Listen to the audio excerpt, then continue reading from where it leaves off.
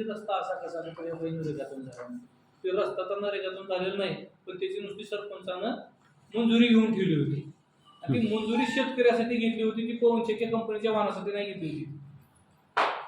त्याच्यामुळे ती नरेगाचा वापर जर ही पवनचक्की कंपन्या काम करत असतील तर ती पैसे नरेगाला भरावे त्यांनी त्या पवनचक्की कंपनी. त्यांच्यासाठी केरळाचा रस्ता नाही.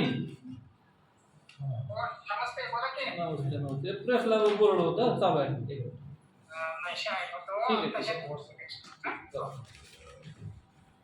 आणि मग पुन्हा लक्षात यायला आलं की ही खरंच शेतकऱ्यासाठी शेत रस्ते केले का फ्युचरचा विचार करून मग हे पवनचक्कीसाठीच केले.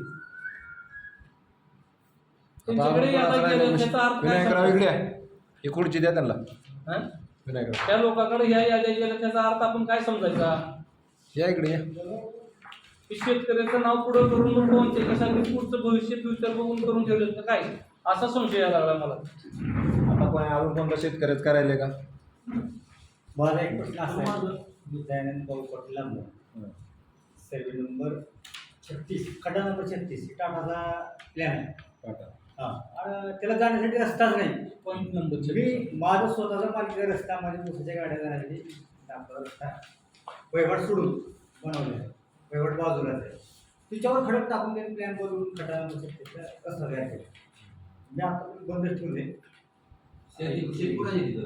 त्यांना मावेचाच नाही हो त्यांची पेट्रोल म्हणजे पाठीमागे जमीन कुणाची आहे? जमीन आपली आहे. स्वतःची तुमची तुम्हाला रस्ता केले रस्त्याला विचारतो सर्वे तक्रार केलं तर थांबा पोलीस स्टेशनला. चला पोलीस स्टेशन. तिकडे या मामा.